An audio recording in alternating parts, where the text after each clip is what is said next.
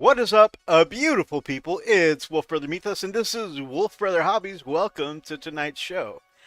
Quickly, summon the tech priests, burn the incense, say the prayers. As always, tonight's delay in the show has been brought to you by technical difficulties. So, I don't know what's going on with OBS tonight. It did and of course, you know, the minute you go to start a show is when OBS always wants to update.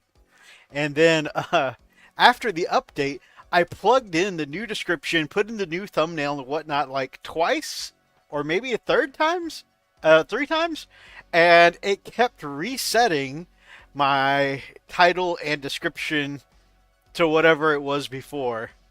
And so, anyways, so after trying to set up the stream for 3 times now, I was just like, I actually put in the description below, like, I will update this later, hopefully. I'm running late for the show, and we're just going to get going. Sounds like you need to do it 37 more times. 37? Try not to have any more technical difficulties on the way through the parking lot. So, anyways, a little clerk's joke for anyone listening. Hope you're all doing well tonight. But yes, I'm a summon a Tech Marine because technical difficulties have me temporarily, I wouldn't say defeated, but temporarily on the back foot tonight. Everybody, lots of love and prayers tonight for both Brother Greg from Gamers with Coffee and Brother Rob from the TMP, who are both out sick tonight. And of course, also Brother Running Bear, also out sick tonight. So let's wish them all a speedy recovery. You know, it's that time, it's that season, you know, as we go into the fall, the autumn. It's that time that many people start, getting sick again. I'm sure part of that has to do with the fact that our young ones have gone back to school. They've mingled with other children and gotten cooties. Brother Rob actually works at a school, so, he's right there at Germ Central. But hopefully everybody gets to feeling better soon. Have a great night, Mythos. Thank you so much, Brother Steve from Who Took My Dice Ultramarines and Beyond.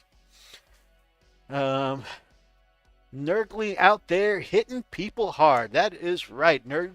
Nurgle is a problem in these streets right now. Just dance. It's all both feet then. That's right. That's right. How are you all doing tonight? How was your week? I hope you guys have had a fantastic weekend. I hope you're going to have an even better weekend.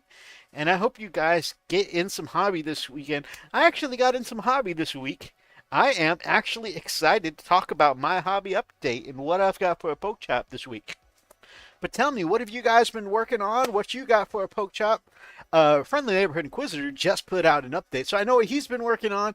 He's done some fantastic reavers for his custom Space Marine chapter, the Heralds of Armageddon. They look fantastic. And hey, just my last 5 reavers today. Are you building them? You painting them? What you doing to them right now? He did 5 reavers earlier. Go check out his updates. See how they look. They've come out really nicely. And yeah, check out his channel. Check out his most recent hobby vlog. See how his sweet work is looking. And yeah, he's working on 5 more reavers now. Thomas, where are we at on our box set? We're getting another month closer to Halloween. How is your progress on the hobby box, my brother? Painting them. I've built and primed all 10 at once. That's a thinking man right there. Charles got 108 done of about 300 done for the minis painting challenge. I have been working pretty studiously on my minis. I need to actually sit down and do my entry video for Mini War Much challenge. And yeah, so that is on my list of things to accomplish this weekend, is to actually do my videos that I've been meaning to do for a hot minute. Hellworks progress is slower than snails going uphill. I know you've been working hard lately, my brother. Hopefully you'll get some time for some hobby therapy soon. Working on 9 more orcs, says Charles. Very, very nice. I love seeing some good orky work done. Oh my gosh. Okay, I was talking with my ladies yesterday, my daughters, and my beautiful, lovely wife Lily, and we were talking about, well, we were jokingly talking about cults, and my youngest daughter brought up the cults that collect teeth, and I was like, in Warhammer 40K, orcs collect teeth because they use teeth as currency. And so then my wife, without missing a beat, goes, so the Tooth Fairy is actually an orc. And my brain just went, I was like, yes, that makes so much sense. That's why the Tooth Fairy trades money for teeth, because the Tooth Fairy is in fact actually an orc. She's a thinking one, she is.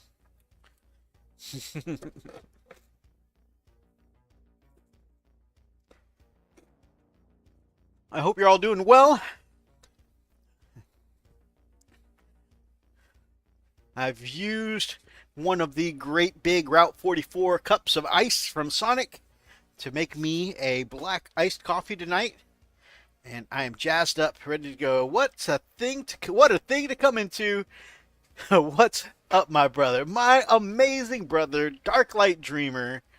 Brilliant guy. Hey, babe, if you're listening, Charles says that concept is brilliant. Hellworks' compressor arrives Thursday, so Hellworks will actually be able to get to airbrush. Speaking of things that come in recently, check this out. The Wolfbrother Hobby shirts have come in. You can see them also down below on the screen. You got the front and the back. I love, of course, I love how I enjoy how the new logo looks. But also it looks really good on the shirt, I think. It's very striking with the color gradient there.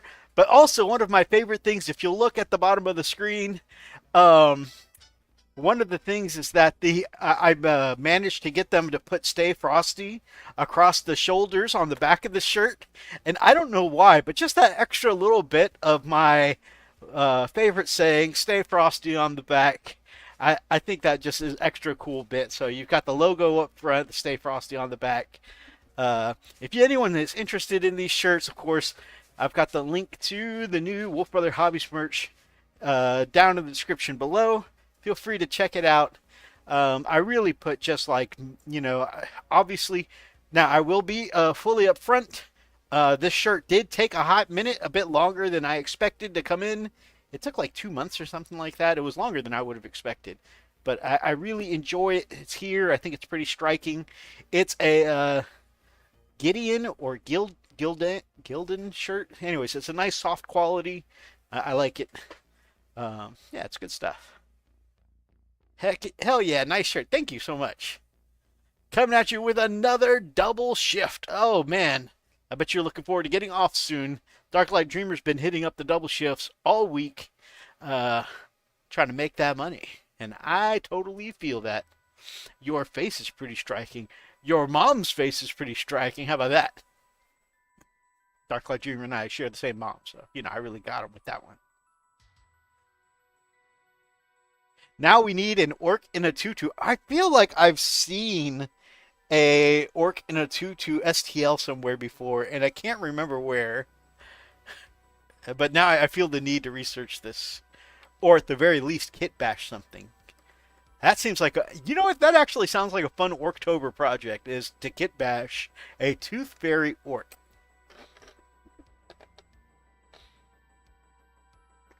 Ooh, I'm getting some ideas for that. Guys, what would you now? Obviously, the Tooth Fairy is a fairy tale that goes back hundreds of years, right? And in orc culture, the longer an orc lives, the bigger and stronger it gets. Hear me out. Cherub Wings, the Tooth Fairy. Hear me out. How cool would this be? Okay. Obviously, Primarchs are a bit expensive to be just picking up for the purposes of kit bashing. But can you imagine taking the big moth wings and using Motarian to kit bash a big ass ancient orc boss of the Tooth Fairy? That I think would be really neat, and I kind of want to do that now.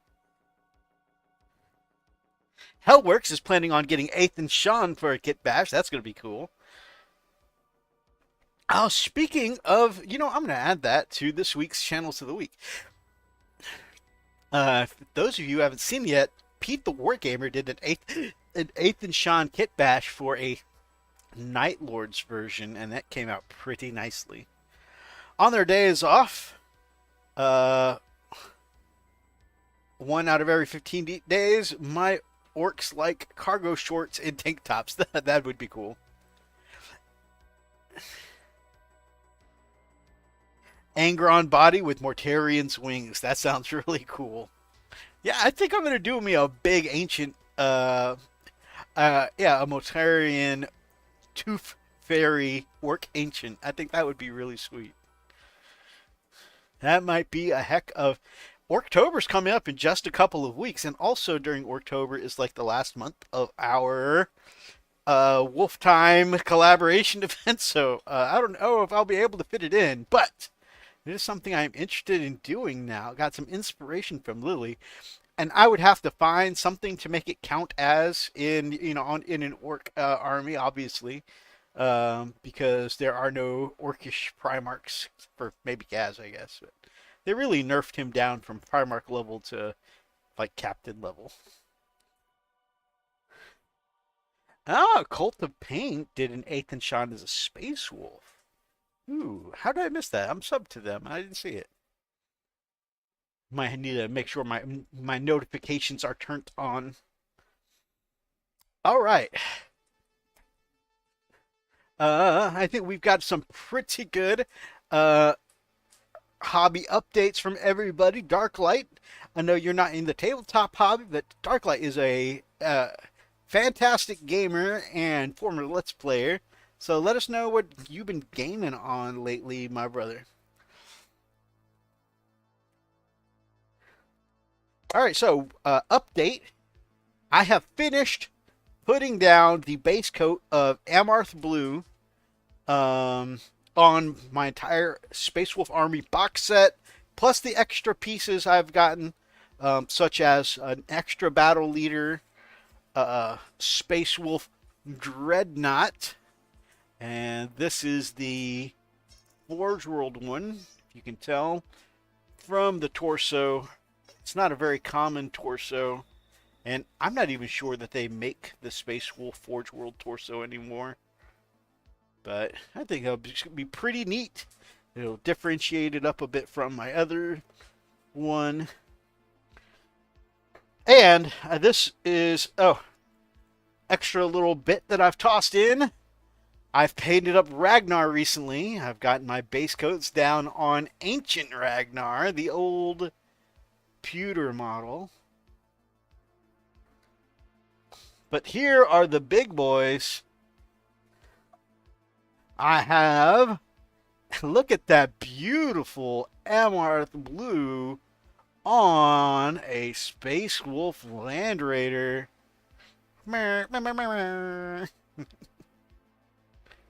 So I think that color is pretty striking on a Land Raider. And also on that same vein, we've got here one of my favorite, probably my favorite Primaris tank, is the Repulsor Executioner. Although I've got to do some gluing or something like that because, you know, the Executioner cannon is always facing down. It's a bit limp. Sometimes we all need a little help from time to time.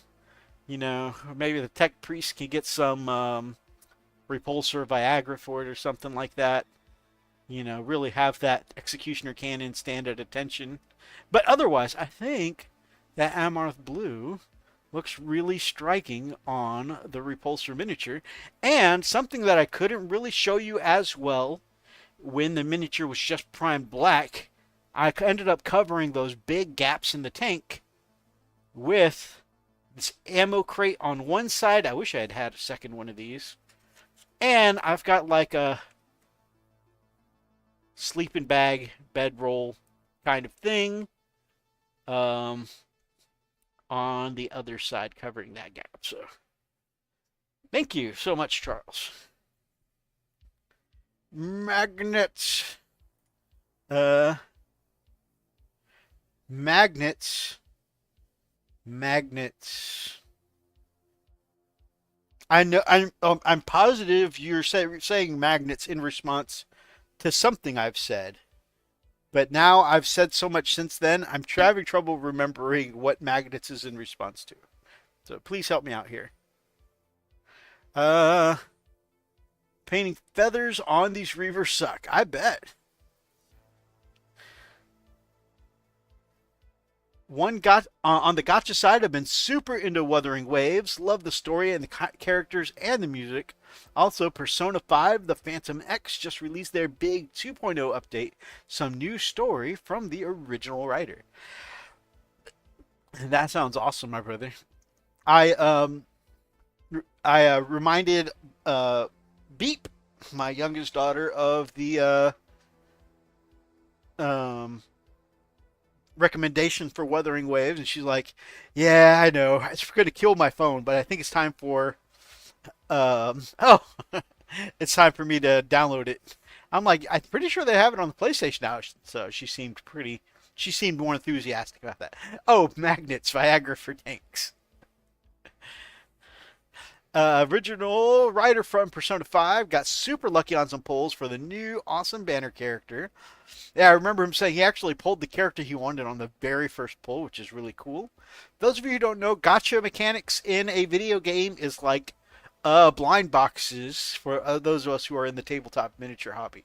So like, like for instance, the Space Marine Heroes, you can get a blind box. This could be one of any Space Marine.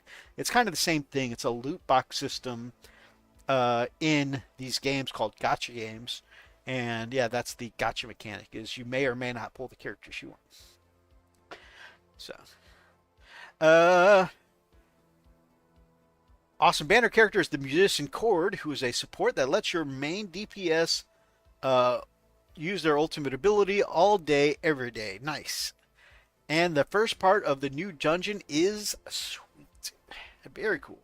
Magnets. How do they work?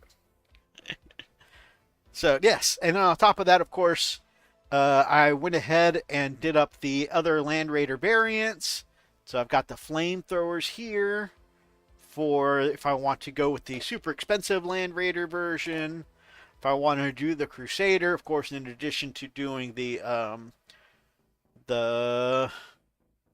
what are those big bolts? Hurricane bolters. Also got the assault cannon to swap out for. So lots of base coats down. Of course, I did already show you guys how my Blood Claws have had their base coats. So what I've done is I've gone in and applied those base coats to my Grey Hunters, my Primaris Head Takers. Very cool. I really like how they look with the Head Takers. I think the Battle Leader Herald Ice Pelt looks a lot cooler in the blue armor. And now that I've put down the base coat, you know, it kind of has covered up some of those Kit Bashes parts that make it look more like a legit character. I've ripped off his back after painting it up and starting to highlight it. I ripped off his backpack because I noticed that my other battle leader has this, you know, this big thing on top, this you know, little bit on top of their backpack that shows he's the boss. And so I'm taking one of my Grey Tide Studio backpacks and giving it to Harold Icefelt. That's got like, he's going to be one of the ones that goes with the Wolfen. And so I have like some Wolfen style bone relics on top of a backpack that I'm going to be giving Harold Icefelt. Also to just kind of have that extra little bit on top. That's not quite a banner, but says, hey, I'm in charge here.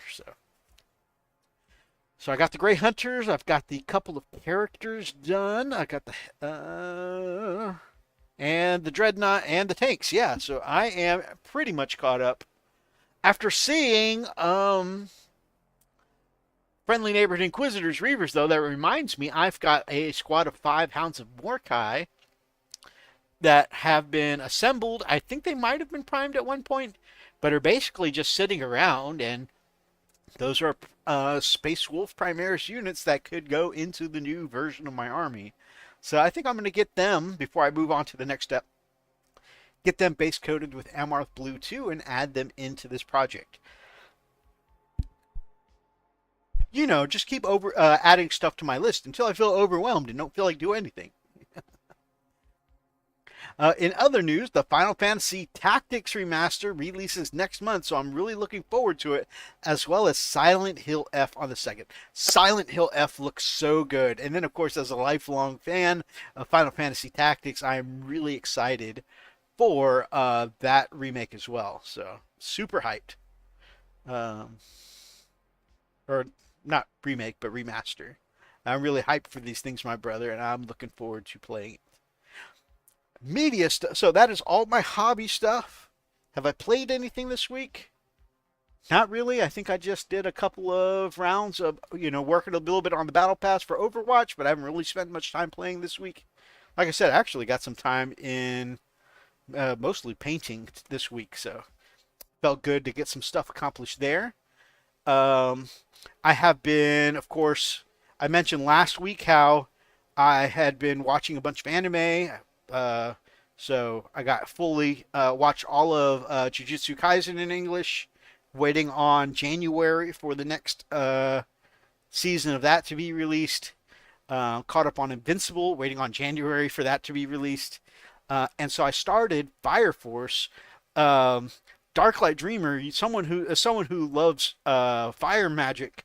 Fire magic is pretty much the only form of magic referenced in Fire Force, and so I think you'd like it. Just seeing all the interesting ways that they use fire magic in Fire Force. It's pretty cool. You know, there's like, you've got your first generation pyrokinetics who can't handle the power and they end up becoming infernals. Then you have your second generation, which can manipulate flames, but they can't generate any flames of their own. Lots of fire magic, you say. Absolutely. And then, of course, you've got your third generations who can create fire from nothing, and then they've got all kinds of cool abilities with them. So they're really neat. And then, of course, you have your super powered fire users in this world, which are called the fire, like fire pillars or flame pillars, you know, and it all has to do with the apocalypse. And it's just super cool. I think you'll like it. As someone who likes fire magic, I think it'd be right up your alley. I'm already into season 2 of that. Um, and that I think has a total of like 50 something episodes. So, I'm trucking right through. Fire Force is crazy. And they actually, from what I've seen online, actually ties into Soul Eater. At first glance, you can't really see the same art style, but then you got to remember that they're like 15 years apart. And so the art style has much more modernized. And I'm sure there's some other things other reasons that, why the art style is so very different. But there are times, like with certain magic scenes or certain um, uh, characters where you can see, like, okay, I can see the Soul Eater art style here. For instance, the main character has the same kind of devilish grin that Soul from Soul Eater has, so it's pretty cool. I miss anime night with my brother, man. I hope we can get back to that someday, and you can get me to stuff like that and Jujutsu Kaisen. That would be super cool. Also, we gotta make some time to sit down together and watch K-pop Demon Hunter sometime soon. I would love to share that with you. So, yes, that is what I've been up to lately. I am going to show you guys. I had it, like I said, I ended up doing I tried to do the description for tonight's show like 2 or 3 times, um, but it just was not panning out tonight. And so I'm just going to post it into chat. But one of the things I have been up to lately is jamming to this band slash YouTube channel called Fraxreal, and their music has been pretty cool.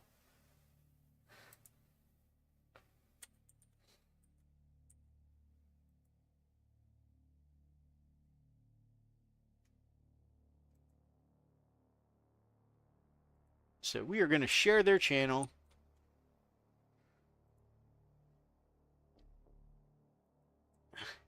K-pop Demon Hunter's cat lives rent free in my head. It does me too, man. I freaking love that cat.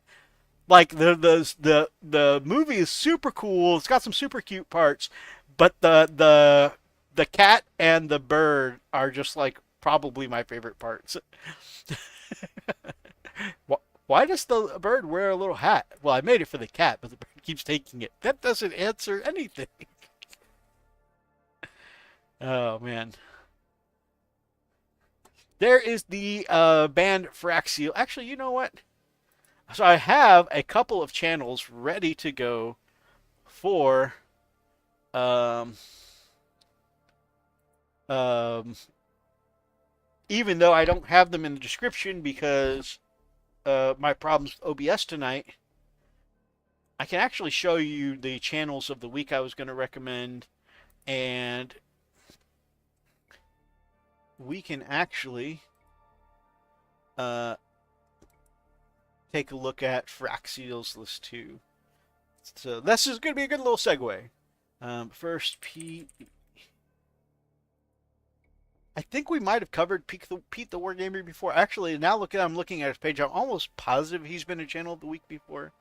However, I just think some of the people here who we've been talking about, Eighth and Sean, would probably like to see that.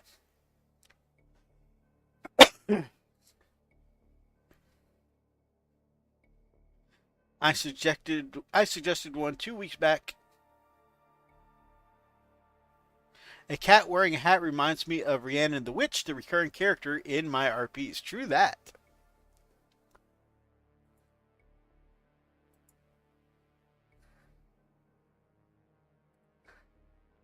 And I actually do have a bunch of channels of the week. Like I mentioned earlier, I have them pulled up specifically because I had them ready to go. It's just that for some reason, OBS would not save my changes to my description. So, anyways, we're going to swap over now. Articles are, we're going to go to Chrome. Boop. We're going to pop up the list here. There we go. All right, Fraxial Frax Reel. This is the band I've been listening to lately. Really been jamming out to them. And some of the songs you're going to see here where I've got some of them just like you've already got the red line because I've just been jamming to them over and over again. Like I Do. Super good song. Highly recommend that one. Another one of my favorites from them is Erase. Another very good song. Those are probably my top two favorites, but I'm still working back through their catalog. Like, I want to see what Ember's like. They've got a bunch of anime music videos, which is pretty cool. You can see here, some of these are like, you can see they're clearly fans of Jujutsu Kaisen. But I've seen some other ones. I think I've seen some Attack on Titan and some other stuff, but mostly, yeah, like Jujutsu Kaisen and stuff. So they're pretty cool. I've really enjoyed their work so far, and I think you guys might enjoy them too. Feel free to check them out.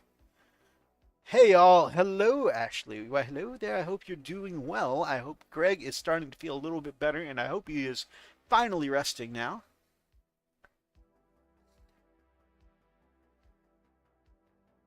And how are you, Ashley? So that is, of course, one of the first channels of the week I'm recommending this week. And actually, so that is my non-hobby recommendation this week. But like I said, I've just been jamming to them so much, I wanted to share them with you guys and see what y'all think. My first channel of the week, hobby-wise, is, of course, friend of the show, Mini Warmut. And I wanted to really make sure that he was my first recommendation this week because this is the month that kicks off his Mini Warmut's annual painting challenge. And why do I not see his video for it? Oh, here we go. The very next video. The third annual Great Tabletop Miniature Paint Challenge for this month. Check him out. You know, feel free to participate. I highly recommend it. He does a great job of, you know, building communities with this, getting people together. And yeah, check him out. I'm going to be doing my video to show support for it this week. As of course, you know, I'm already doing a painting project with Brother Rob, with Brother Friendly Neighborhood Inquisitor, with of course Brother Thomas here. But hey, two birds, one stone. We're all painting stuff up together. I might as well include it in multiple videos, multiple challenges. He is doing better, and we have the 3-year-old granddaughter spending the night with us. Well, I'm sure that will be a great source of comfort for him. So, tell him no coffee till he's better. No! Oh, that'll make him feel worse. The Hellhounds, of course, it's also the, you know, this Brian is also the host of the 5 Parsecs from Home gaming event that we're doing with Gamers with Coffee and Brother Charles. So, yeah, that'll be fun to play in too. I'm still waiting on my Firefly miniature to come in, so that way I can paint him up and send to Brother Brian for this. And if I get him in before the painting challenge is over, even if I just spend one day working on nothing but my captain character, you know, I will make sure to paint him up right away for the challenge. Channel number 2, of course. Since I don't have them in the description at the moment, I'll just post them here into chat as we go through. All right, next channel for this week, Miniature Death. I believe I may have added him on my list before. I couldn't remember, but one of the things that did stand out to me is, of course, you know, I have seen great painting tutorials from him. This time, though, I love. Oh, don't want to give everything away, but you know, there's some cool kit bashing and stuff here, and I know some of our family in the chat, you know, like Mr. Fish, like Brother Thomas, really like the kit bash aspect of the hobby, and I just thought his kit bash this week was so cool, it needed some highlighting. as in recognition. And so, yeah, I just wanted to show that off and have some people check it out. As you know, starting Monday, I'm on my 9-day vacay. Let me know if you're free. And we'll be down from Thursday to Tuesday. Nice. Dude, I'm so happy for you. And you've been working really hard lately. You definitely deserve some vacation time. Kit bashing? What's that? Ah, I don't know, but I'm pretty sure this guy Hellchild's pretty good at it.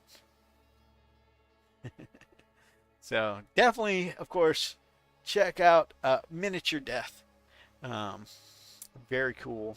And of course, since we were talking about it, I decided to pull up um, Pete the Wargamer's 8th and Sean. Again, this is someone I know for sure we've had on the channel before, but since we were talking about 8th and Sean kit bashes earlier, I just thought for sure that some people might want to see the Night Lord's interpretation, especially I know Night Lords is also another one of your favorite armies, isn't it, brother? Um, Brother Thomas? If I remember correctly, Night Lords is the army you were playing when we first met.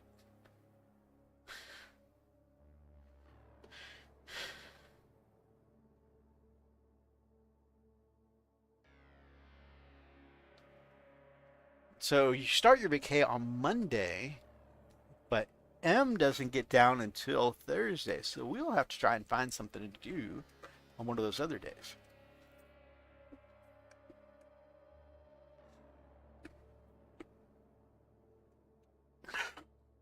Huh. How did I miss his... Oh, because that was 2 years ago. I was about to say, how did I miss uh, converting the lion to Conrad Kurz? Yes, and it's a Loyalist Dornian Heresy Night Lord. Very cool.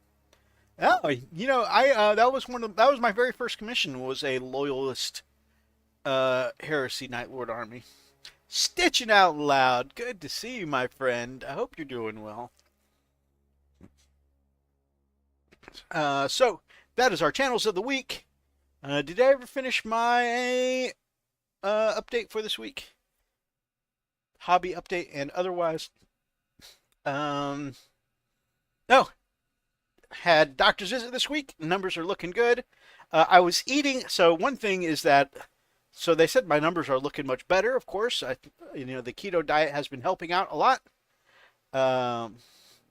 And so my cholesterols were looking so much better.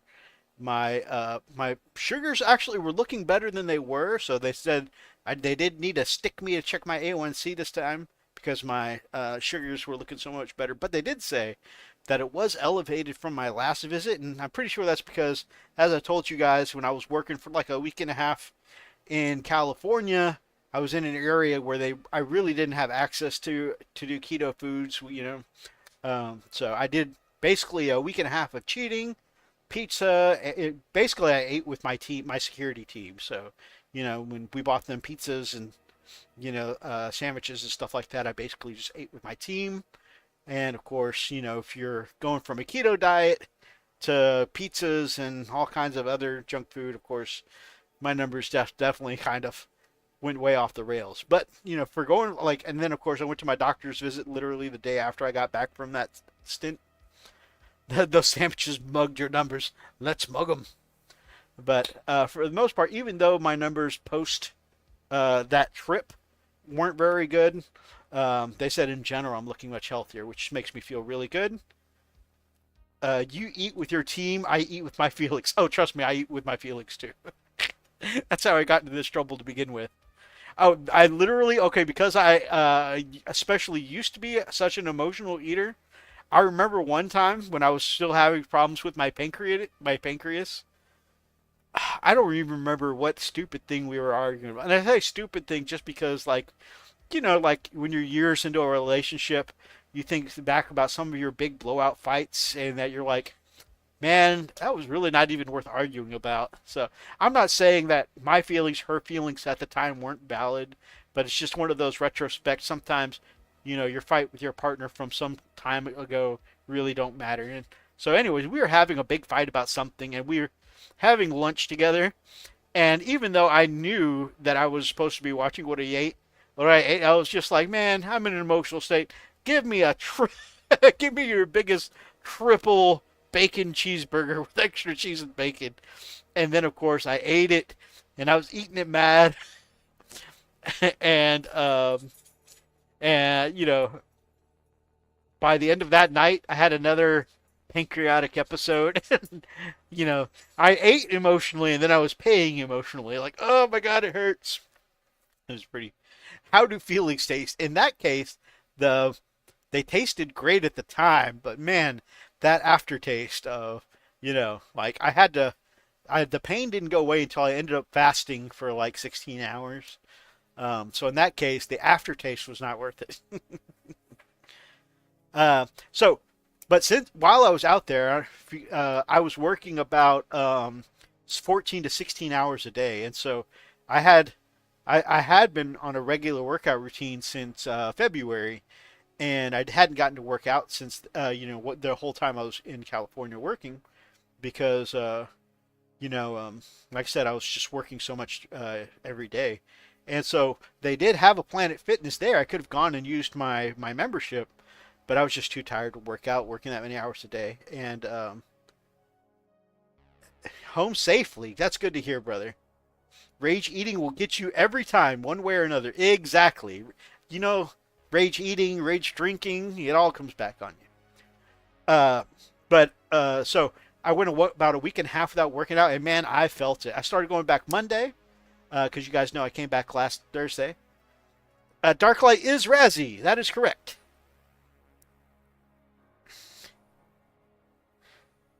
Uh, and I don't want to say her name out loud, Razzie, but Stitchin' Out Loud is our friend that we used to play old school original Yu-Gi-Oh with.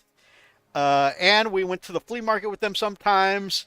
They had a big puppo named Cheesehead. I don't know if you remember all these vague clues, but old school friend of ours. Yes, it is Cat. Um, anyways, sidetrack. So, anyways, I went back to the gym Monday, and man, I really felt like I lost a lot of progress. My strength felt like, I was having trouble hitting the same amount of weight for as many reps as I was. Take a week and a half off, I'll do it to you. So I felt like I was, lacking in strength, lacking in stamina and durability. And then the bright side, though, is about 3 months ago, I kind of pulled or tore a muscle in here, and it felt like every time I went to lift, it felt like this muscle was like on fire, and so I had to wear a brace every time I went to lift. But after trying to work and heal this muscle for a few months, last night I finally got to do a workout without a brace on this muscle, and it didn't feel like it was on fire. So it's good getting some healing in. Boo. But that pay raise, friendly neighborhood inquisitor. So I got some news in the near future. It may be difficult for me to tune into your live streams. I may switch into third shift at my job, but it comes with a 15% pay raise. That is awesome. Hey, brother, I never have any expectation of you catching the show. I always enjoy when you show up, though. But man, 15%, never hold it. I never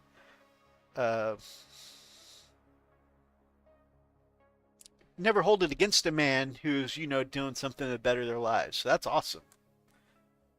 Congrats. I always enjoyed third shift myself. When I got into security, I knew I wanted to get promoted and whatnot, and I needed to be seen by leadership, so I forced myself to work first shift, but I have always thrived on third shift and preferred third shift. Anyways, so we've talked about my hobby, we've talked about my music, my media corner stuff, we've done channels of the week. We actually got some news tonight, guys. It's 10 o'clock, the time we would normally be clocking out, but yeah, there's some news tonight. Make that money, baby. I don't mind it. I just work while others sleep and sleep while others work.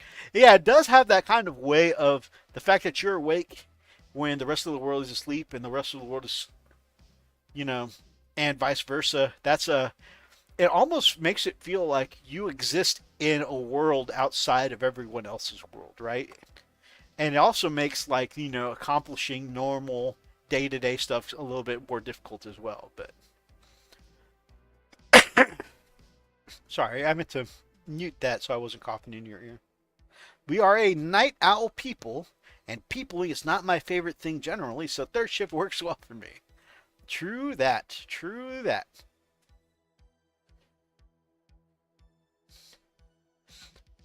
All right, I am going to hit the news, guys.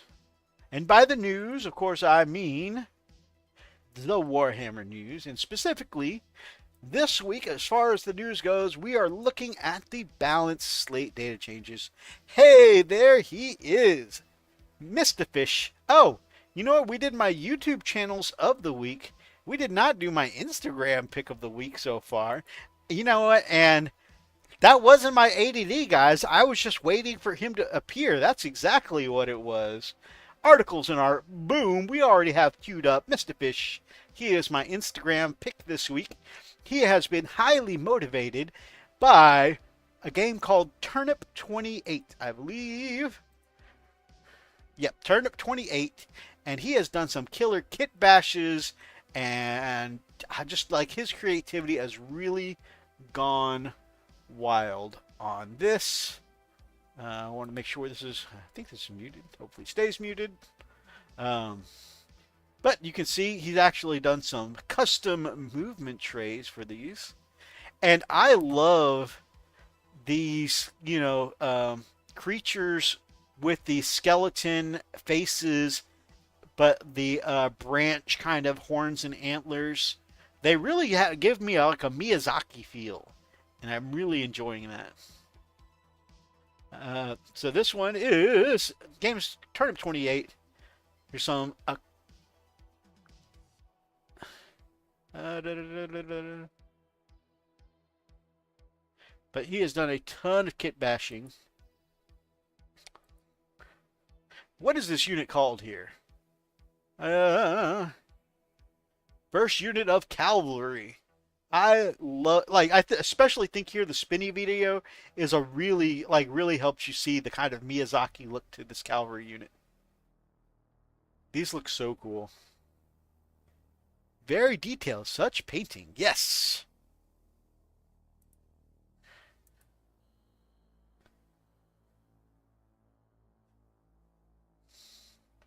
And, while these things are giving me Miyazaki vibes, I know I've got some fellow anime fans out there. Let me know what your favorite Miyazaki films are. I think my favorites are... Wait, actually, we may have talked about this last week on the show. I talked about it with somebody. But my favorites are, of course... my second favorite is Howl's Moving Castle. And my first favorite is Princess Mononoke. And, of course, because watching them with my beautiful wife and kiddos for the first time...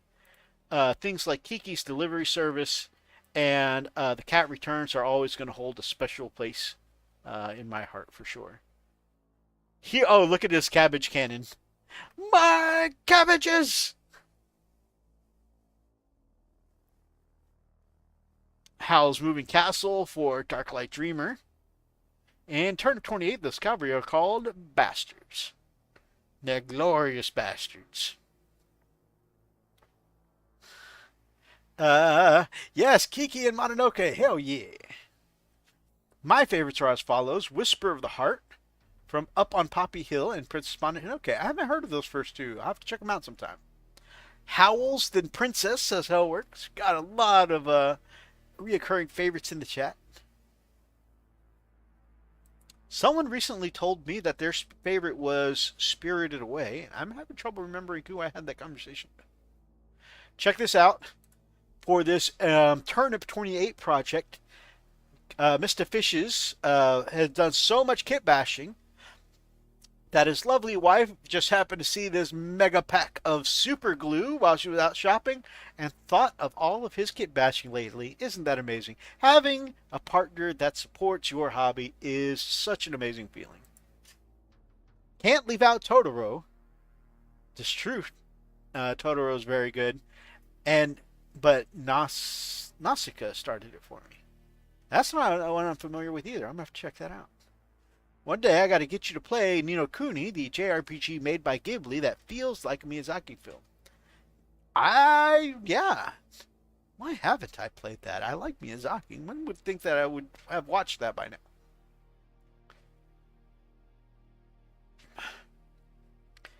Of course, Mr. Fish, check out this handsome guy hanging out with Mini Wargaming, where they play and call it work. So he actually got to go up and hang out with the War Mistress and be part of the Gear Guts mega battle with Mini Wargaming, which was, I mean, that's got to be a once in a lifetime opportunity, it seems. That's so cool. So, he's my Instagram pick of the week. I'm already through like 5 of those tubes from the Mega Bundle. Nice. Okay, we're hopping over to the FAQs. Nope. Actually, is there anything on the FAQs I feel like I need to go over? Nothing marked in red this time. Okay, we can close that one out. The field manuals, that's the main thing. I kind of glanced through some of the other ones, but they were like most cases one word or one line clarifications by stuff that really didn't seem like that needed clarification unless somebody was trying to game the system. So really the points values I think are what matter here. If somebody thinks that there was a rules change that I didn't catch, or maybe I didn't understand the impact it would have, y'all let me know. And I will make sure to adjust, or at least share your thoughts with the people here. Fish's Rotten Tomatoes are nergly awesome. Yep, next month will be like 3 episodes at some point. That'll be really cool. All right. Checking out some of the points changes. I don't know anyone that plays Sisters of Battle, but I do like Sisters of Battle. I still have a very new inbox Sisters Army, so I'll kind of go through them. And I would like to be more involved in Sisters in the future. My plan for this year was to make this the year that I really buckled down and got into my Sisters Army and pulled them out of the box. But then they, the big stuff happened with the Space Wolves Codex, and we lost so many units, we gained new units and reprints and stuff like that, and it became a Space Wolves year. But I do want to get buckled into the Sisters at some point. So taking a look at the Sisters of Battle, or the Adepta Sororitas, we've got, okay, now this is where I really feel I don't know what's going. When I see models that I don't even know what they are, that's when I'm like, man, I'm out of touch here. Astrid Thurga and Agatha Dolan. It's a 2-model unit, down to 70 points. That is a 15-point discount going forward. Something I do know, a Retributor squad, you're going to pay 10 fewer points for those heavy weapons. Sisters of Battle 2026. You are correct, brother. The Wolves mugged them. Hey, I mugged them. The Imagifier. It's a character that many Sisters of Battle players used to take, and I think she'd fallen out of favor for a little while, but at 10 points cheaper, maybe she might come back into popularity. And of course, Saint Celestine, the beautiful winged saint, and her 2 bodyguards. That 3-man unit will now cost you 10 points cheaper. So that's pretty good, I think. We're going to move on to the Custodes. The Custodes were my main army for most of this year so far. And they don't have a ton of changes, but they got a few good buffs. And they are actually all buffs, no nerfs, which is nice to see. We've got Custodian Guard. If you're taking the standard 4-model squad, that's going to be a 10-point discount. If you take a 5-model squad, that's going to go up to a 15-point discount, which is pretty nice.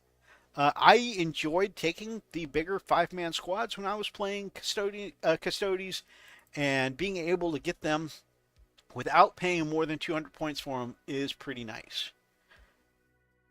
This one, I think, say here in the Vigilators, most people, unless they're playing something like the Talons of the Emperor detachment or the Null Maidens, most people take very um, minimum squads of your Sisters of Silence, as just cheap objective grabbers.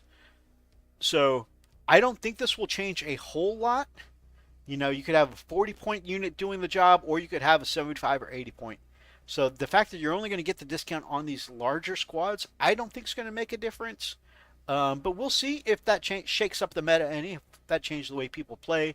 But almost every Custodes player plays with, two or at least one or two minimum 4-person squads, cheap 40 points, sit on some objectives, and just score some points. So 2026 for Friendly Neighborhood Wizard will probably be a mix of his Thousand Suns and Orcs.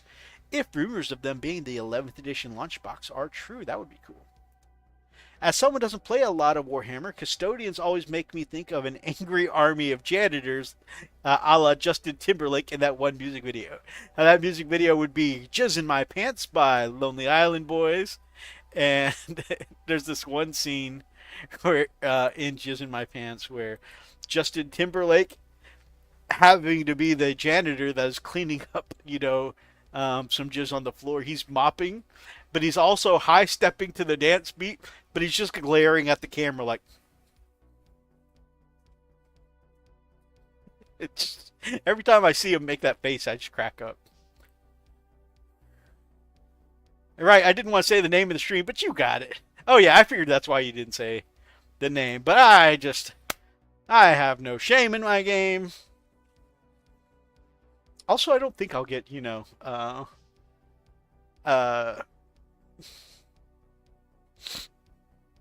punished for saying the word, jizz, but we'll see.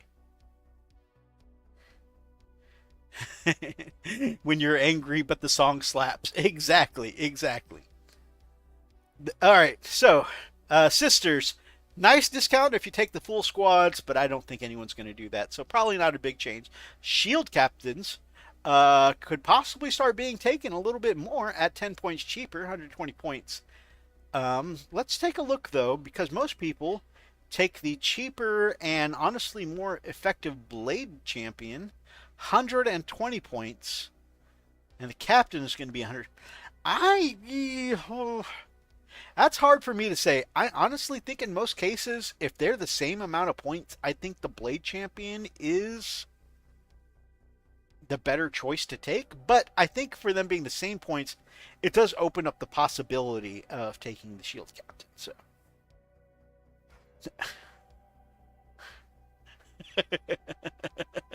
The best typo. That dong slaps. Wait a minute. There is much worse you could say. Exactly.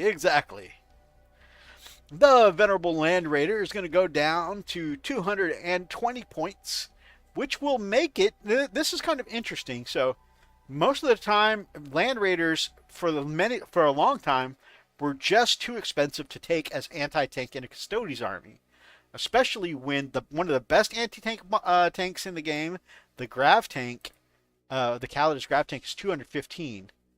Now, granted, you're still going to be 5 more points more expensive here with the Venerable Land Raider, and you won't be as effective against monsters and vehicles. But at the end of the day, it's still 2 twin link las cannons on the Venerable Land Raider, which is still some pretty good anti-tank shooting. They are still twin links, so you're going to reroll the wound, and you're going to be able to move around and protect some infantry. I think 20 points is enough a discount that people, I think, are going to start looking at a Land Raider. I would start looking at a Land Raider for 220 points, except I decided to put my Land Raider in my Wolves, but that's beside the point. So Land Raider, I think, is a good buff. I don't know if it's going to change the meta any, but it's a buff that I like. Also, part of me lately, I kind of want to experiment around with the Melta Spear shield captain and a squad of custodian guard with melta spears. That just seems like a fun unit to experiment with, and I might try it at some point. Everyone be safe. You be safe, my friend. Mechanicus. Well, there's not very many changes here, so I can go through this pretty quickly. Cole has been nerfed again. He's gone up to 175 points, and man, I don't think AdMech were doing very well. A 40-point nerf is a pretty massive nerf. If you think about it, that is like a quarter of the that's like a quarter of the points right there. That is like a 25%. Gotta go. Watch the grandkids for a bit. Ciao. Hey, have a great weekend, my friend, and have a good time with the grandkids.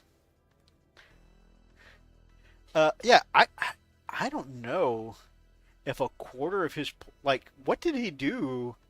I haven't heard of Call being a menace on the tabletop. What did he do that made them decide, well, you know what, just jack up the price by a quarter of his total value in points? That seems so heavy duty. Let me know if you guys, let me know in the chat or in the comments, guys, if you have any idea why he's being so punished. But I think that is a massive slap. They are package checking this guy. For a Supreme Commander, too. That's the Iron Striders. Once again, they have been nerfed. They are some of the best heavy weapons platforms, I think, on the entire army. But being up to 75 points per model now is kind of tough. But we'll see. We'll see how it goes. Eldari. If anyone plays the Eldar, y'all let me know. If anybody wants to see what the Eldars are looking like, let me know. I will check them out. Actually, I'll just run through real quick because there's not a lot of changes. Asterman, that is the Lord with the big swooping hawk wings. He's been buffed by 10 points down to 125. The Avatar of Cain, that's their Avatar of War, basically. 280 points. That's a 20-point buff. Pretty nice. They hit him with a battle barge. They have. This is crazy. This is the first time I've seen them use orange on a unit before. So they have nerfed the five-man squad of Corsairs. So they've gone up 5 points to 65 points. But they have buffed the 10-man squads, which so you're going to get a 10-point discount down to 110. I've never seen them buff and nerf the points at the same time. Asterman is the Dire Avenger. Ah, yes, my bad. For some reason, I was thinking the Swooping Hawks. But that is... Let's see if I can find him. If I see his name, I'm sure he'll stick out.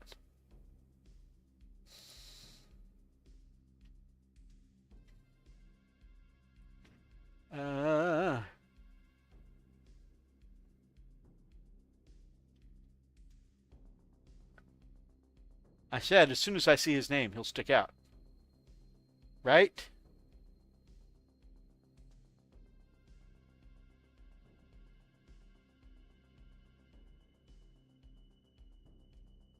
Is it Baharoth? It's Baharoth, isn't it?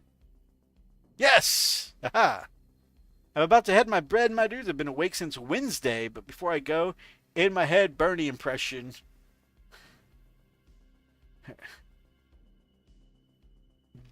Bernie impression. Bernie.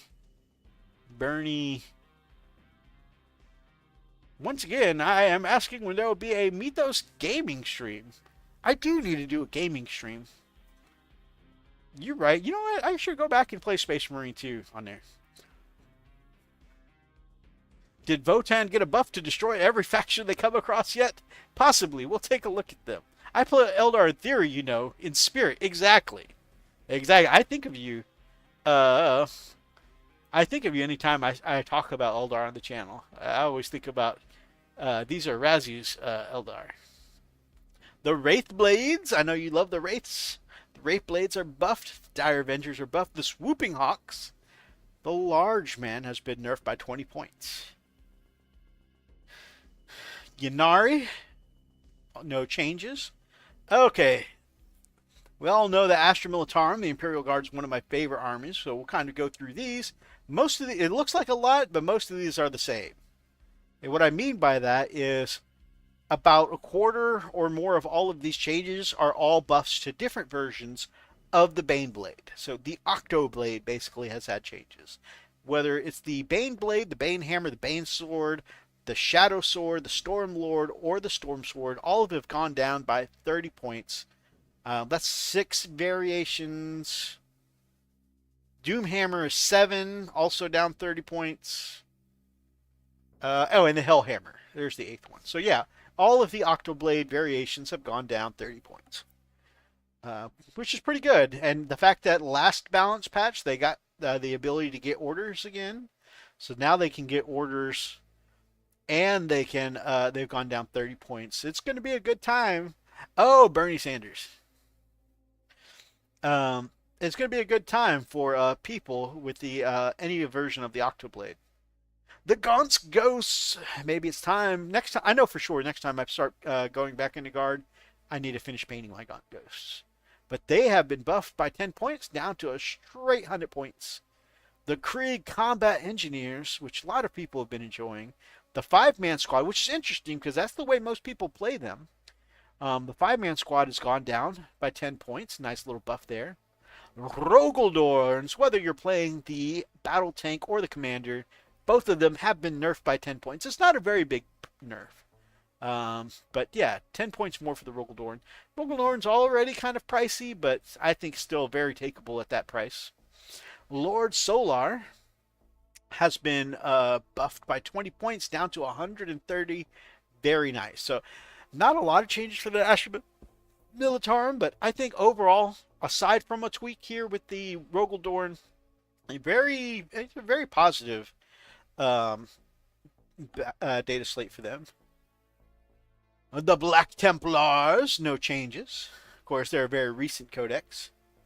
Been listening to Commissar Iapis Kane series. Just finished book 2. Great series so far. I started book 1 and then I kind of lost interest. I need to just. I know, like most series, they start. It probably starts off a bit slow and then really gets you into it. So I plan on reading more of it. What was really cool was I was watching Distractable with Markiplier, My Skirms, and Lord Minion 77 or Wade. And turns out Markiplier is a big fan of all the Black Library books, and he actually brought up something he learned in one of these Iapis Kane books, which I thought was pretty cool. Night Friendly Neighborhood Inquisitor, doing some overtime tomorrow. Have a great time. Don't work too hard. Blood Angels. Only one change for the Blood Angels. And, man, just earlier in the year, they came down to being super cheap. They have now been nerfed again. Up 15 points for the smaller squad and 20 points for the bigger squad. Which, 20 points is enough to really sting. But, we'll see how that affects the Blood Angels players. Chaos Demons, not very big changes. Fiends and Keeper of Secrets been buffed. Chaos Knights, no changes. They have a very recent codex. Chaos Space Marines. Abaddon, that's kind of irritating me. Abaddon is buffed 10 points. Venom Crawler is buffed 10 points. Chaos Land Raider, buffed 20 points. And their only nerf is Dark Commune gets more expensive by 10 points for every 5 models. Where do they get their changes from? Tournament players? Yes. Basically, for the last couple of editions, they make all of their changes based on tournament performance. And not just tournament performance, but also one of the things they take into consideration is unit frequency. And so anything that appears very frequently in every list that is considered like an auto include or something that literally everyone is taking, they make changes on based on that to try and increase unit variety. They don't like auto includes, which is kind of a shame because as someone who's always been a casual in basically every game format I play, whether it's video games or tournaments or whatnot, the fact that they make all of the changes based on the the best and most competitive people. It's kind of like when you're at the bottom of the barrel, okay, uh, one of my favorite channels is Viva La Dirt League, right? And they call themselves Viva La Dirt League is because they said that in competitive gaming they were beyond bronze, they were in the dirt. So they were out of Bronze League and in the Dirt League. That's why they named themselves Viva La Dirt League. And when I think of games like that, whether I'm playing Warhammer or Overwatch or Call of Duty, that's me. Like I'm out of Bronze League and I'm in the Dirt League, right? And it feels bad to be at the bottom of the barrel and they're making changes based on how well people at the top play. That always seems, it feels like, okay, well, in the words of my brother Daz has a phrase that I think that just perfectly encapsulates this feeling in a way that I think is well represented by his saying, "Fuck me, am I right?" That's the way I feel about those changes. They should do two, one for tournament players and one for general players. I think for myself, I always play units that look cool to me, and if I lose, I lose. At least I look good doing it. That is very much the way I play, my brother. That is very much the way I play. In fact, when I think was it early 8th or early ninth when Thunderwolf Cavalry were absolutely terrible, I rebelled by painting up. I already had 3 of them. I rebelled by painting up 9 more of them. I was like, people were like, but this unit is awful. And I'm like, yeah, but they look really cool. So, yeah, rule of cool, my man. I am definitely there with you. Dark Angels. I play my White Scars as Dark Angels Ravenwing, so their only change is the Dark Shroud got 15 points cheaper. The nice little buff there, and I always use the Dark Shroud, to give stealth to my Repulsor and Repulsor Executioner. So it always helps me kind of like, do a little tanking for my anti-tank. Have you ever watched a tournament? It is boring. They move so fast and just argue with each other.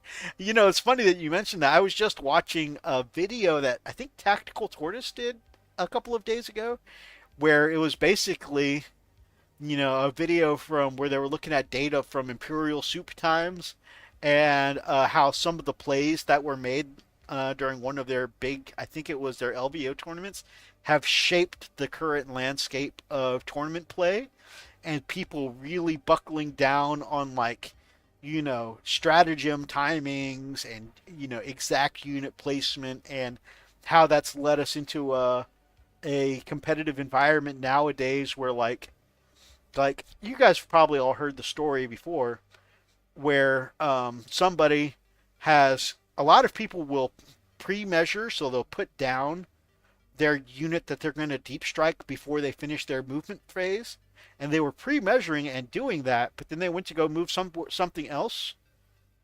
and because they took their hand off of the deep striking models, their opponent wouldn't let them move anything for the rest of the movement phase because they said, deep striking happens at the end of your movement phase. You just finished deep striking, so you're not allowed to move anymore. And that kind of changed the outcome of that tournament match. And that's kind of, the way the competitive world is now. It's like nothing is as by intention anymore. Everything is by the letter of the word, which I guess if you're playing for cash prizes, I can see why some people would be like, you have to be strict on that kind of thing. But man, it just, whew. I've always been, I don't know, I guess because I am such a casual player, like, oh, if you need to go back, sure. Or if you meant to do something, sure. I've never been yes, Tactical Torch did a great video on him getting his comeuppance. Exactly. So yeah, it's just kind of funny seeing how that kind of tournament behavior has really shaped our current tournament landscape. Allegedly, he's a better player now. That's cool. The top 1% of the hobby driving the rules for the rest of us. Exactly. So, Dark Shroud, only change for the Dark Angels. Death Guard, they recently had their changes, so because they got that kind of emergency change thing, so their points are the same. Death Watch, this is cool to see. Deathwatch, they have had some low points this edition. They've had a major comeback this edition, and it's very cool to see that this this balance update, they've just basically got all buffs. Watchmaster, Talon Strike, Spectre Skill Team, and Dominator, Fortis, Deathwatch Veterans, all buffs. Everything ranging from 10 points up to 20. So that's really cool to see. The Durukari, the Kronos, has been, if you're taking the 2-man squad, you're getting a 15-point discount, which is cool. Emperor's Children, Land Raider, just like for everybody else, the Land Raiders come down 20 points. Keeper of Secrets down 10. Seekers, I always like cavalry models. Seekers are getting 10 points for 5 models, 20 points for 10. Fulgrim himself is getting a buff of 25 grand points. Very cool. And the Lord Cacophonist is the only nerf. He's going up by 10 points. Gene Stealer Colts. The Abominant is getting a 10-point buff.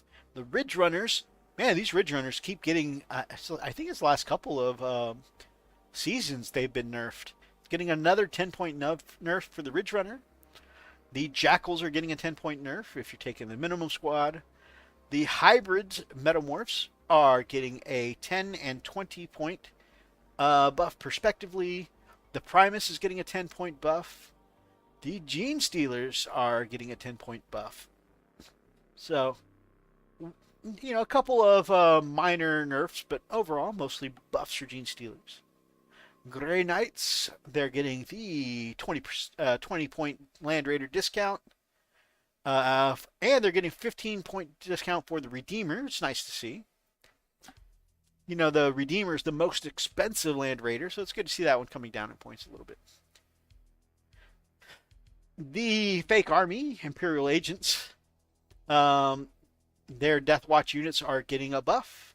I think that mirrors the Deathwatch factions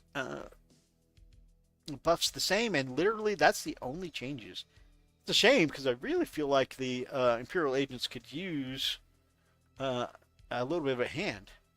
Lots of points changes for Imperial Knights. The Helverin and Warglaive get discounts. The Knight Castellan, the big boy himself, gets a 20-point discount. The new Defender, the Errant, the Gallant, the Preceptor, the Valiant, and the Warden all go down 10 points. I'm sorry, the Valiant goes down 25. So that's a big... I have a Valiant that I need built. And I don't feel like doing it. I might send that back to my brother, the Nerd Life, to see if I can commission him.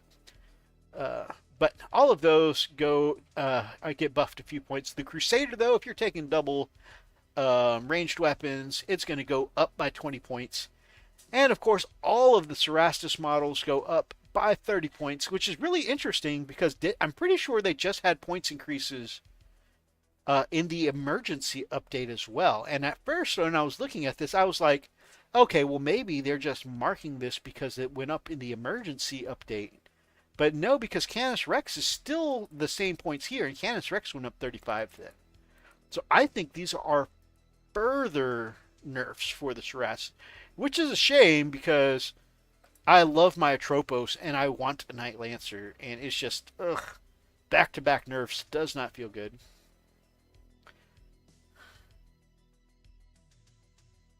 The Leagues of Votann. Actually, it looks like no changes for the Leagues of Votann. I imagine that's probably because their codex just came out, and so they're going to wait to see how their codex performs before they make any changes. So there's your answer, Brother Nate. Necrons, not a lot of changes. The Silent King has been buffed by 20 points, and the Triarch Praetorians have been buffed by 10 and 20 points respectively. Now this is the big one. This is, at first when I was reading through most of these, I was wondering, I was like, why is Brother Fish excited about these? And then I saw orcs, and I saw all green across the orcs. I'm like, oh, okay. Dwarves, nothing to see here.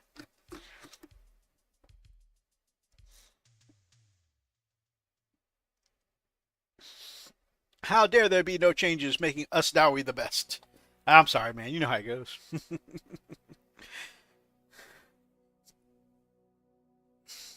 All right. Here we've got discounts all over the place, and not just small discounts.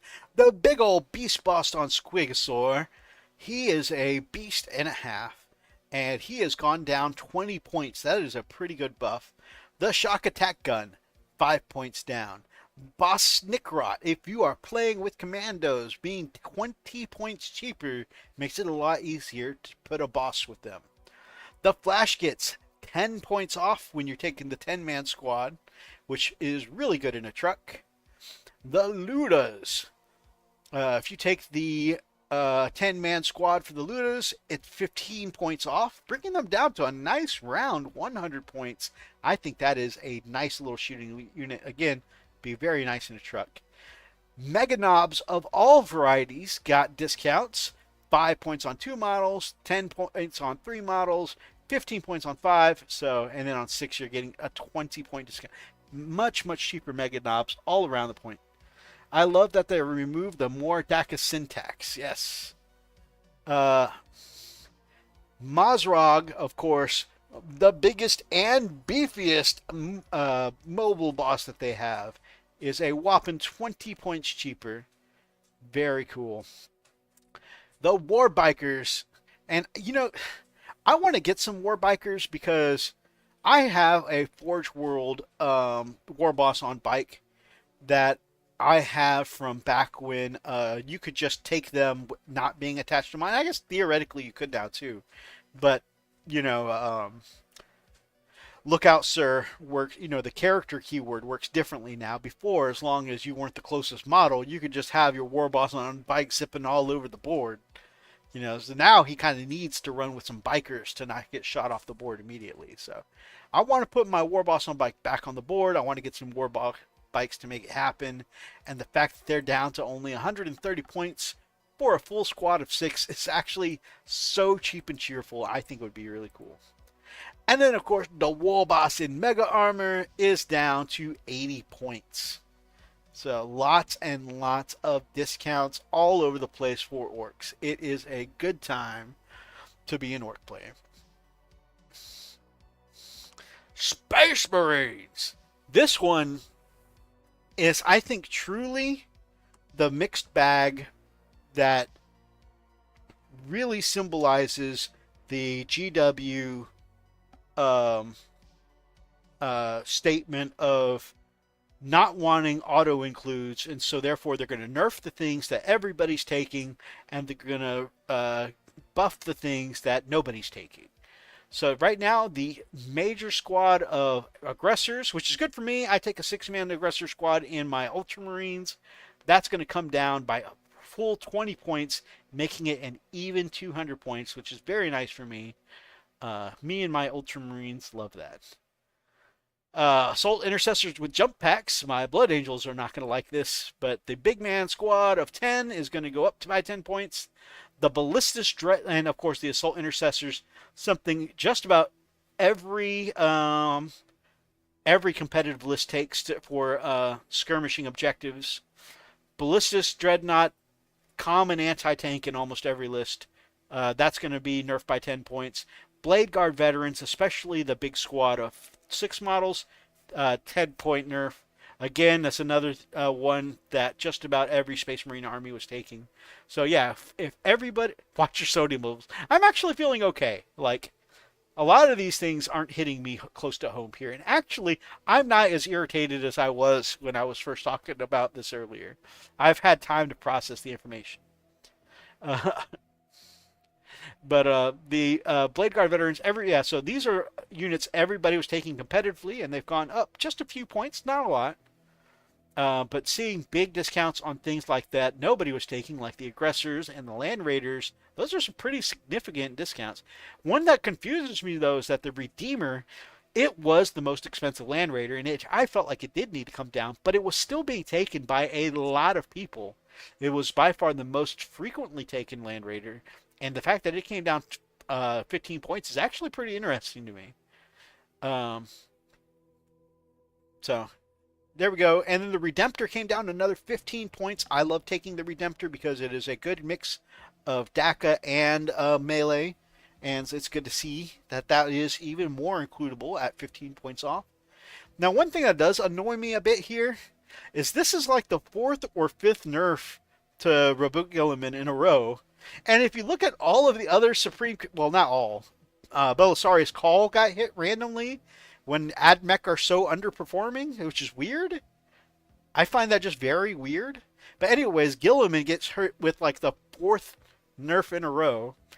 When Fulgrim got buffed this go round, the Lion stays the same. And this is, I'm finding just very weird. Like, they just can, I'm sure it's because that Ultramarines perform better than other Space Marine armies. But man, I didn't feel like Gilliman needed yet another nerf. At this point, they're just package checking him, just like swatting at his cup over and over again to make sure, hey, is this still there? All right, Space Wolves. So it is a little disappointing to see this far after they're, this close to their release, them already getting nerfs. I'm not here for it. I don't like this one bit. But Arjak is already being nerfed by 10 points.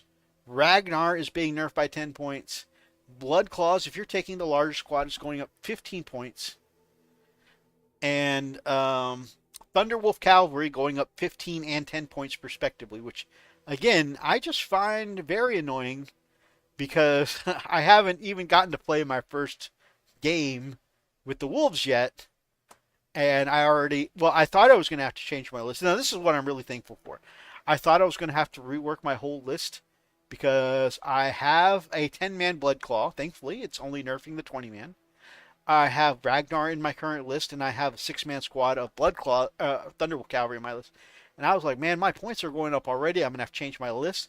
But my saving grace here is while my list for the Space Wolves went up 20 points, the Land Raider I'm taking just came down 20 points, so my list is actually exactly the same.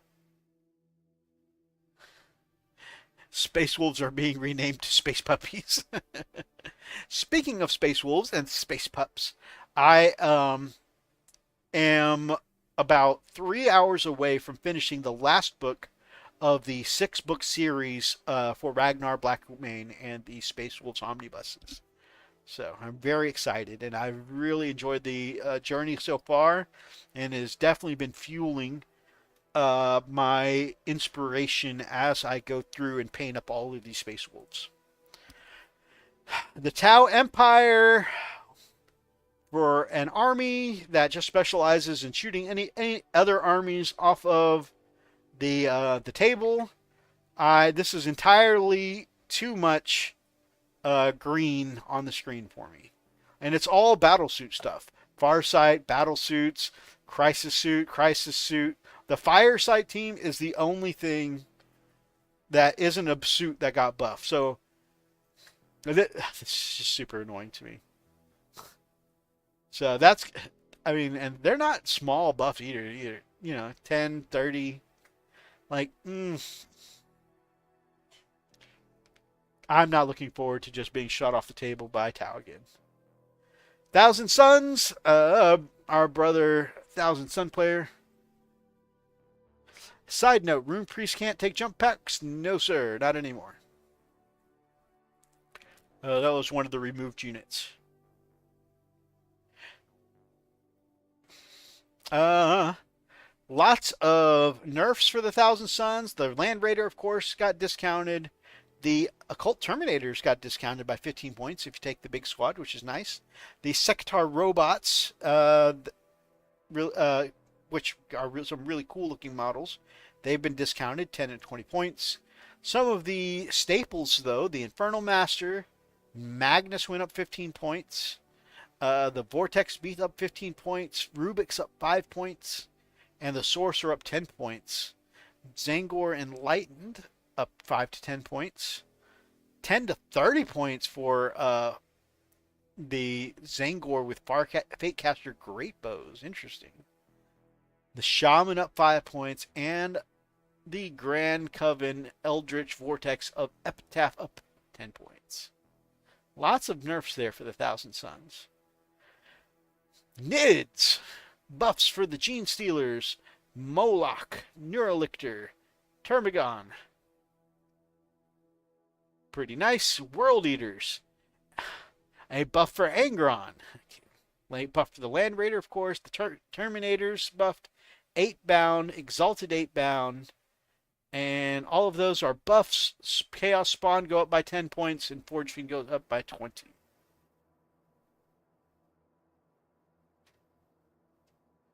Crap. I'm going to do it anyways. Rule of cool, my brother. Oh, and Karn the Betrayer also nerfed by 15 points. And that is... Man, I thought I was going to be more selective, but yeah, that is actually all of the changes this season. Let me know in the comments down below, guys, what you think of the changes to the points this season. And I just realized I had none of that on screen for you. Oh, well, we talked about it. I guess... That was some real skilled YouTubing there. Talking about a point, a bunch of a points document that only I can see. It was a podcast style. That's what it was. Oh damn! Just looking at the GW store, and 5 Chaos Terminators cost 105 Australian dollars. Holy crap! It's a good thing that you are a master of 3D printing. Speaking of 3D printing, I think I'm going to have to order some more FEP, because I've been getting a lot of failed prints lately, and I think I may have my last FEP change. I made the FEP too tight. Didn't leave enough springiness.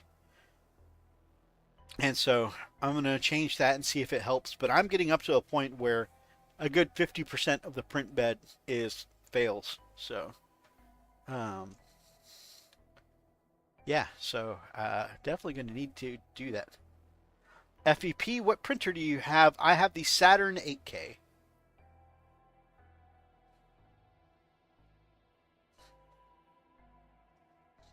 So, and actually, I'm interested in Nate's. Nate, if I want to, because I'm a very like, I've been printing for about 2 years now, but I'm still very noob. Like, I download the file, I put it in Lychee, I slice it, and then usually using the automatic supports, and then um,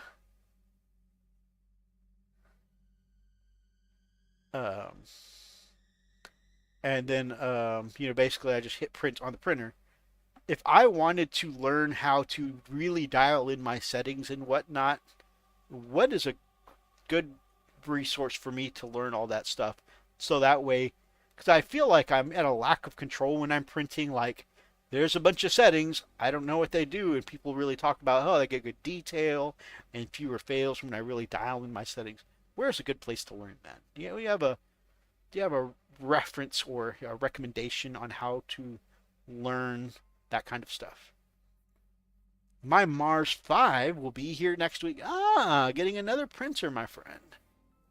I think Chitubox sells the easy FEP change vat. We are going to open another tab and make a note out of that.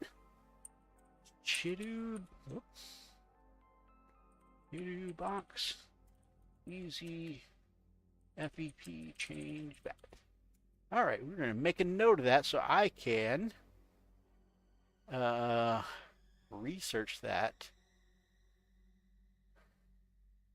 Yeah, I think that'll be good.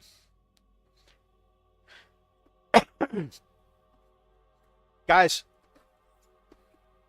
if you want to see a real master of 3D printing, go over and check out Nate's Miniatures at his channel. And I highly recommend his channel. In fact, what I'm going to do here is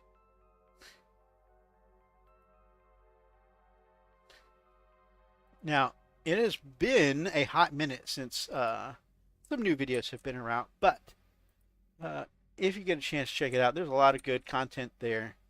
And um, not only does he really do really good work with printing miniatures and stuff like that, but also he does some killer paint jobs, and I think overall you'll just like what you see on his channel.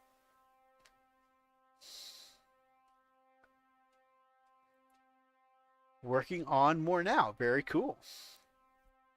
They do all the supports for the big STL creators out there. Awesome. Well, thank you, my friend. That is yeah, that's good to know.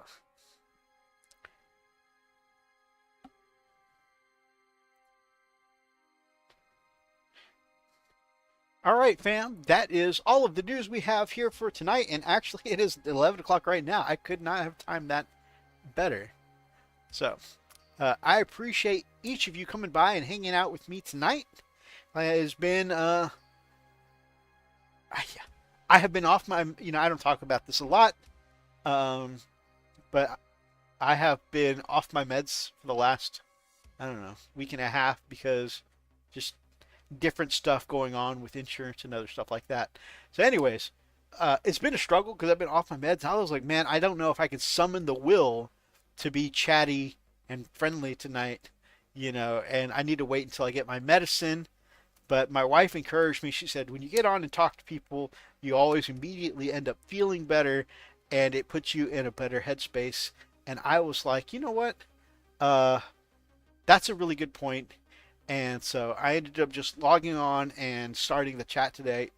And you know what? Meds or no, you guys always put me in a better place. So thank you so much for being here and helping me kick off the weekend in a great way. You all have a wonderful weekend. If you liked tonight's episode, please make sure that you grab up an axe and smash the like button in the name of the Emperor. Drop me some comments down below and let me know what you think of any of this crazy stuff from the battle Dataslate thing this season. And then points changes this season. And if you guys are not yet subscribed to any of my friends down in the link tree below, the friends of Wolfbrother Hobbies, let me know.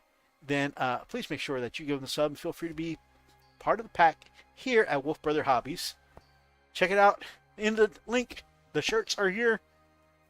I think they look pretty good. And until next time, fam, stay frosty.